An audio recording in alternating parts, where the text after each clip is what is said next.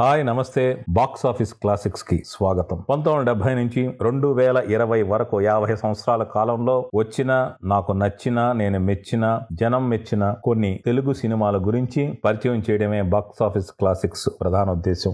ఆ తరం ప్రేక్షకులు ఆ జ్ఞాపకాలు నెమరేసుకునేలాగా ఈ తరం ప్రేక్షకులకి ఇలాంటి సినిమాల గురించి చేయడానికి బాక్స్ ఆఫీస్ క్లాసిక్స్ ని మీ ముందుకు తీసుకొస్తున్నాను. ఇప్పుడు చెప్పుకోబోయే సినిమా బొమ్మ బొరుస. విజయవాడలో థియేటర్స్ అన్నిటికీ కూడా ఆ చిత్ర పంపిణీ సంస్థలతో అంటే డిస్ట్రిబ్యూషన్స్ తో చాలా ప్రత్యేకమైన ఒక రిలేషన్ ఉండేది. అంటే మాకు ఇప్పుడు ఫలానా థియేటర్ లో ఒక సినిమా వచ్చిందంటే మాకు ఇమ్మీడియట్ గా అర్థమైపోయేది ఆ సినిమా ఫలానా డిస్ట్రిబ్యూషన్ వాళ్ళు చేశారని. అంటే ఉదాహరణకి దుర్గా కళామందిలో రిలీజ్ అయితే విజయ పిక్చర్స్, ఒక అలంకార్ లో రిలీజ్ అయితే నవయుగ, ఒక లక్ష్మీ టాకీస్ లో రిలీజ్ అయితే శ్రీ ఫిలిమ్స్, లేదు రామా టాకీస్ లో రిలీజ్ అయితే Taraka Rama films, Lakshmi films cinema అయితే అప్సరా థియేటర్ లో, పూర్ణ పిక్చర్స్ సినిమా అయితే ఓరవసి థియేటర్ లో, ఇలా కొన్ని సినిమాలు వాళ్ళ పంపిణీ సంస్థలను బట్టి మాకు తెలిసిపోతూ ఉండేది. అలాగే అన్నపూర్ణ పిక్చర్స్ అంటే అన్నపూర్ణ థియేటర్ లో విడుదలవుతుండేది. ఇలా ఆ సినిమాలన్నింటినీ చూస్తుండేవాళ్ళం. అలా నా చిన్నప్పుడు బహుశా 73 ఏమైనా సంవత్సరం గుర్తులేదు, దుర్గా కళామందిలో సినిమా రిలీజ్ అయింది. ఆ సినిమా పేరు బొమ్మ బొరుస. ఆ సినిమా నన్ను మా ఇంట్లో వాళ్ళు తీసుకెళ్లారు. ఆ సినిమా చిన్నతనంలోనే నా మనసుపై చెరగని ముద్ర వేసింది. అంటే అందులో ఉన్న అద్భుతమైన సాంగ్స్, బొమ్మ బొరుస, పందెమైనది కావచ్చు, చాలేపో ఒకలాడి అనే సాంగ్ కావచ్చు, ఇలాంటి సాంగ్స్ తో పాటు అందులో ఉన్న ఎంటర్టైన్మెంట్, అందులో ఉన్న ఎస్ వరలక్ష్మి గారి పాత్ర, చలం గారి పాత్ర, అసలు ఎస్ వరలక్ష్మిని ఏ మాత్రం అసలు లెక్క చేయని ఒక చంద్రమోహన్ గారి పాత్ర, అలాగే వాడు కూతురు వెండాడ నిర్మల గారి పాత్ర, ఇవన్నీ కూడా నాకు అప్పట్లో విపరీతంగా నచ్చాయి. ఇంతకీ ఈ బొమ్మ బొరుస సినిమాని డైరెక్ట్ చేసింది ఎవరు అంటే ప్రముఖ దర్శకులు బాలచంద్ర గారు. బాలచంద్ర గారు అనగానే మనకెన్నో అద్భుతమైన క్లాసిక్స్ వస్తాయి, కానీ ప్రతి సినిమా వెనక మనకు తెలియని ఒక విషాదం, ఒక బరువైన సంఘటనలు ఉంటాయి. అది అంతులేని కథ కావచ్చు, జీవిత రంగం కావచ్చు, లేక తూర్పు పడమర కథ అయింది తెలుగులో డైరెక్ట్ చేసిన దాసనారాయణరావు గారు. అలాగే మరో చరిత్ర, ఇదో చరిత్ర, తొలికోడి కూసింది, తర్వాత ఇది కథ కాదు, ఇలా ఏ సినిమా పేర్కొన్నా వాటన్నిటిలో కూడా చాలా బరువైన సన్నివేశాలు, మెలోడ్రామా ఉంటాయి. ఆయన తీసిన అతి తక్కువ హాస్య చిత్రాల్లో ఒకటి బొమ్మ బొరుస. అంటే సర్వ సుందరం సినిమా కూడా వినోదాత్మకంగా అనిపించినప్పటికీ ముగింపుకు వచ్చేటప్పటికి ఒక తెలియని విషాదం మన గుండెలను పిండేస్తుంది. బాలచంద్ర గారు తమిళంలో పరిచయం అయినప్పటికీ తెలుగులో ఆయన మొదటి సినిమా భలే కోడళ్ళు అని నేను విన్నాను. షావుకార్ జానకి గారు అందరూ యాక్ట్ చేశారు. కానీ బాగా బాలచంద్ర గారిని తెలుగు ప్రేక్షకులకు పరిచయం చేసిన మొట్టమొదటి సినిమా బొమ్మ బొరుస. బాలచంద్ర గారి కెరీర్ లో ఒక super hit cinema, block buster cinema బొమ్మ బొరుస. ఈ సినిమాని ఏవిఎం సంస్థ నిర్మించింది. ఎస్ వరలక్ష్మి గారు అత్తగారి పాత్ర పోషిస్తే రామకృష్ణ గారు, చంద్రమోహన్ గారు, చలం గారు ఆవిడ అల్లుళ్ళ పాత్ర పోషించారు. అలాగే ఒక కుమార్తె పాత్ర వెండాడ నిర్మల చేశారు. ఇక కొన్ని ముఖ్యమైన పాత్రల్లో ముక్కామల గారు, అల్లు రామలింగ గారు, రామప్రభ గారు చేశారు. ఈ సినిమా షూటింగ్ కొంత భాగం నాగార్జున సాగర్ డ్యామ్ పరిసర ప్రాంతంలో జరిగింది. అప్పటికి ఇంకా నాగార్జున సాగర్ డ్యామ్ కన్స్ట్రక్షన్ పనులు జరుగుతూ ఉన్నట్టున్నాయి. సో ఆ నేపథ్యం, ఆ బ్యాక్ డ్రాప్ అని చాలా కొత్తగా అనిపిస్తాయి. ఇంతకీ బొమ్మ బొరుస అంటే మనకు తెలుసు, ఒక రూపాయి కాయానికి అటు ఇటు ఉండేది. అంటే రూపాయి అనేది చాలా ప్రతి మనిషి జీవితానికి చాలా విలువైంది. కానీ దానికి మనం ఎటువైపు ఉంటాం, డబ్బుకి మనం ఎటువైపు ఉంటాం, బొమ్మ వైపా బొరుసు వైపా అనే ఒక అద్భుతమైన కాయినింగ్ ఈ సినిమా టైటిల్.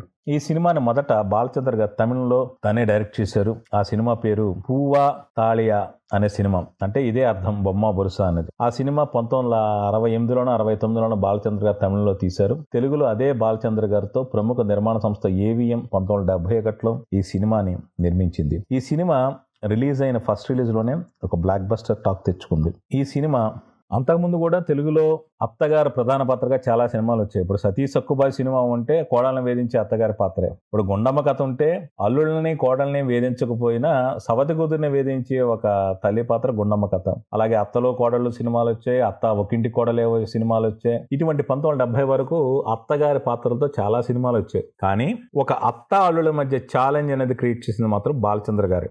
అంతవరకు అత్తగారు కోడళ్ల మధ్య సంఘర్షణ సినిమా తీసేవాళ్ళు. కానీ అత్తగారు అల్లుల మధ్య ఒక ఛాలెంజ్, ఒక సంఘర్షణ పెట్టి దాన్ని కమర్షియల్ ఫార్ములాగా మలిచారు. కమర్షియల్ ఫార్ములాగా మలిచారని ఎందుకు అంటున్నానంటే 1989లో మెగాస్టార్ చిరంజీవి గారు, కళాభినేత్రి వాణిశ్రీ గారు అత్తాళ్ళుగా నటించిన సినిమా అత్తగయ్యముడు అమ్మాయికి మొగుడు. ఆ సినిమాని గీతా ఆర్ట్స్ పతాకంపై అల్లు అరవింద్ గారు నిర్మించారు. కోదండ రామిరెడ్డి గారు దర్శకత్వం వహించారు. చిరంజీవి గారి సరసన విజయశాంతి గారు హీరోయిన్ గా నటించారు. ఆ సినిమా ఆ కథ రూపొందించడానికి బొమ్మ బొరుస స్ఫూర్తి అని ఆ సినిమా ప్రారంభోత్సవంలో అల్లు అరవింద్ గారు చెప్పిన విషయం నాకు ఇంకా గుర్తుంది. ఆయన బొమ్మ బొరుస కథ కాపీ కొట్టలేదు, కథనే తీసుకోలేదు. కేవలం ఒక అత్తని పొగరమోత అత్తని ఛాలెంజ్ చేసే ఒక అల్లుడి పాత్ర, ఈ రెండు పాత్రలు స్ఫూర్తిగా తీసుకుని పూర్తిగా వేరే వైవిధ్యమైన క్యారెక్టరేషన్ క్రియేట్ చేసి ఈ సినిమా నల్లరొందుగా తీసి ఒక బ్లాక్ బస్టర్ ఫార్ములాగా క్రియేట్ చేశారు. ఈ సినిమాని హిందీలో జమై రాజాగా తీశారు. అత్తకేముడు అమ్మాయమ్మ అనిల్ కపూర్, మాధురి దీక్షిత్ చేశారు. హేమామాలిని గారు అత్త పాత్ర పోషించారు. కానీ ఆ సినిమా పరాజయం పాలైంది. ఎందుకు నార్త్ ఇండియాలో తెలుగులో ఎంత బ్లాక్ బస్టర్ అయిపోయిన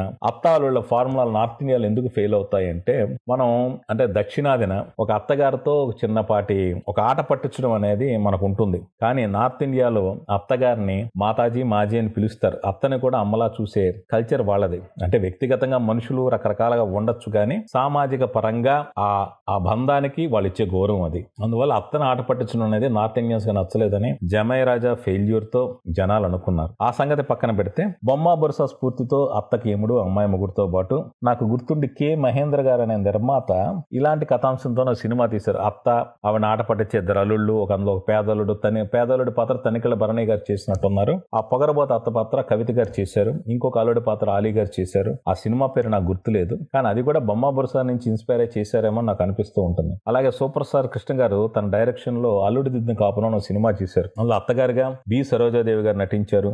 కృష్ణ గారు ఒక అల్లుడైతే ఇంకో అల్లుడి పాత్రని మోహన్ బాబు గారు చేశారు. సో అత్త అల్లుళ్ళు అనే ఫార్ములాకి నాంది పలికింది బొమ్మ బొరుస. సో బాలచంద్ర గారు రూపొందించిన ఈ కామెడీలో ఒక చిన్న వ్యంగ్యం ఉంటుంది. ఆ వ్యంగ్యం ఏంటి అంటే, ఒకవైపు ఒక కూతురు చనిపోయినా కూడా అల్లుడి ఆస్తిపాస్తుల మీద పెత్తనం చేస్తూ ఉండే పాత్ర ఎస్ వరలక్ష్మి గారిది. ఇక పెద్ద అల్లుడు రామకృష్ణ ఏంటి అంటే, భార్య చనిపోయింది, ఇంటి వ్యవహారాలు అత్తగారికి అప్పచెప్పాడు. అతనికి ఒక తమ్ముడు, ఆ తమ్ముడి పాత్ర చంద్రమోహన్ గారు పోషించారు. ఏ పైసా కావాలని అత్తగారిని అడగడంతో చంద్రమోహన్ పాత్ర బాగా గొడవ చేస్తూ ఉంటుంది. ఈ అత్తకి అల్లుడికి మధ్య ఒక తెలియని సంఘర్షణ ఉంటుంది. ఇటువంటి పరిస్థితుల్లో ఇంకోవైపు వాళ్ళ ఇంటికి చలం వస్తూ ఉంటాడు. ఆయన ఒక జట్కా బండి ఏదో నడుపుతూ ఉంటాడు. కానీ ఆయన నిజానికి ఎస్ వరలక్ష్మికి ఇంకో అల్లుడు. తన కూతురు ప్రేమ వివాహం చేసుకుందని ఆవిడ్ని కూతుర్ని అల్లుడిని ఆదరించదు. వాళ్ళు చాలా పేదరికం పరిస్థితుల్లో ఉంటారు. అంటే పురుడు కూడా పోసుకోలేని పరిస్థితుల్లో ఉన్నప్పుడు ఆ చలం పాత్ర పడే సంఘర్షణ, దానికోసం ఈవిడ రియలైజ్ అవ్వడాలు, ఇలాంటి సంఘటనలు ఆ సినిమాలో ఉంటాయి. వాళ్ళు చంద్రమోహన్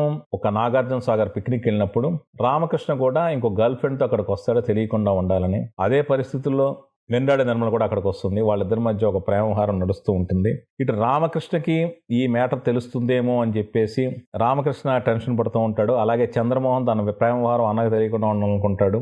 ఇలాంటి చిన్న కన్ఫ్యూజన్ కామెడీ నడుస్తుండగా అక్కడ ఉండే ఆ హోటల్ నిర్వాహకుడు ముక్కామల్ గారు ఎవరో కాదు, భార్య పొగరు మొత్తాన్ని భరించలేక ఆవిడ వదిలి స్వతంత్రంగా జీవిస్తున్న ఎస్ వరలక్ష్మి గారి భర్త పాత్రని ముక్కామల్ గారు చేశారు. అలాగే నాగార్జున సాగర్ దగ్గర పిచ్చాసుపత్రి నుంచి పారిపోయి వచ్చిన పాత్ర రాజబాబు గారు చేసినట్టు గుర్తు. అతన్ని నమ్మి ప్రేమించి ఒక అమాయకురాలుగా రమాప్రభ గారు చేశారు.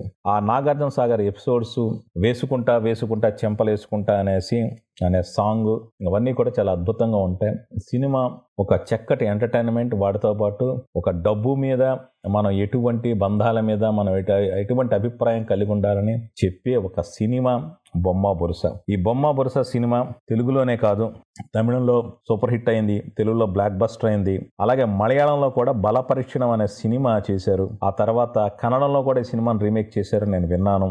దక్షిణాది అన్ని భాషల్లోనూ సూపర్ హిట్ అయిన సినిమా బొమ్మ బొరుస. కానీ ఈ సినిమా తర్వాత మళ్ళీ బాలచంద్ర గారు తెలుగు ప్రేక్షకులను పలకరించింది అంతులేని కథ సినిమా తర్వాతే. కానీ బొమ్మ బొరుస అనే టైటిల్ ఇందాక చెప్పుకున్నట్టు నాణానికి అటు ఇటు వైపు అని అర్థం. సో దాంతో పాటు ఇంకొకటి ఏంటి అంటే, ఒక చిన్న పందెం. ఇవాళ క్రికెట్ ఆటలో టాస్ ఎవరు గెలుస్తారన్నది బట్టి ఫస్ట్ బ్యాటింగ్ ఎవరైనా డిసైడ్ అవుతుంది. అలాగే ఈ అత్తతో అల్లుళ్ళు చేసి ఛాలెంజ్, ఇద్దరు అల్లుళ్ళు ఛాలెంజ్ చేస్తారు. ఒక ఛాలెంజ్ ఏంటంటే, తన అన్నగారి ఆస్తిని తన అదుపాదనలో ఉంచుకున్న ఈ అత్తగారి మీద చంద్రమోహన్ పాత్ర చేసే ఛాలెంజ్ ఒకవైపు అయితే, ఒక జట్కా బండి తోలుకునే చలాన్ని తన అల్లుడుగా అంగీకరించలేని అభిజాత్యం ఎస్ వరలక్ష్మి గారిది. ఆ సమయంలో ఆవిడ నోటితోనే తన అల్లుడని ఒప్పిస్తా అని చెప్పి చలం పాత్ర చేసిన ఛాలెంజ్ ఇంకోవైపు. అలా ఇద్దరు అల్లుళ్ళు ఒకే అత్తగారితో చేసిన ఛాలెంజే బొమ్మ బొరుస పందెం వేయి అని చెప్పేసి ఆ టైటిల్ సాంగ్ తో కూడిన ఒక ఛాలెంజ్. సో ఆ పందెంలో ఇద్దరు అల్లుళ్ళు ఎలా గెలిచారు, అలాగే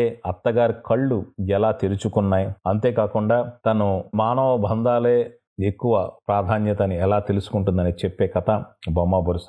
ఈ సినిమా నాకు నచ్చిన సినిమాల్లో ఒకటి. ఈ సినిమా మరి ఏ శాటిలైట్ ఛానల్ దగ్గర రైట్స్ ఉన్నాయో నాకు తెలియదు, కానీ ఎప్పుడైనా కనపడితే ఏ ఛానల్లో కనపడ్డా కూడా మీరు దయచేసి సినిమా చూడడం మర్చిపోవద్దు.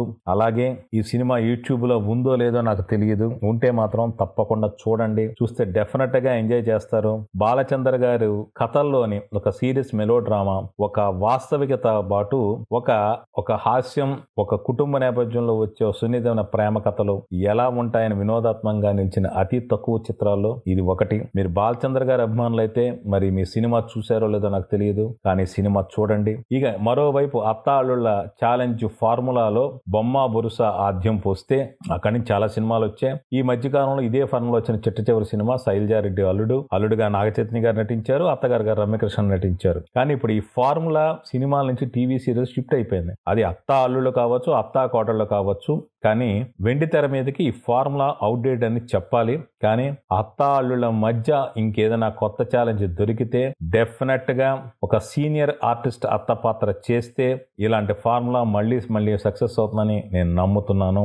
బొమ్మ బొరుస సినిమా మీరు చూస్తే నాలాగే మీరు ఎంజాయ్ చేస్తారని మనసారా ఆశిస్తున్నాను. Thank you all. మీ Thota Prasad. Hi India glitz viewers, this is Shailesh Kolanu. Hi India Glitz viewers, this is Rohani Sharma. Hello guys, Nenu Preeti Asrani. For latest updates, movie reviews and interviews, please subscribe to IG Telugu. For movie updates and interviews, subscribe to IG Telugu. And for latest movie gossips, updates and everything, please do subscribe to IG Telugu. Please subscribe to IG Telugu. Thank you.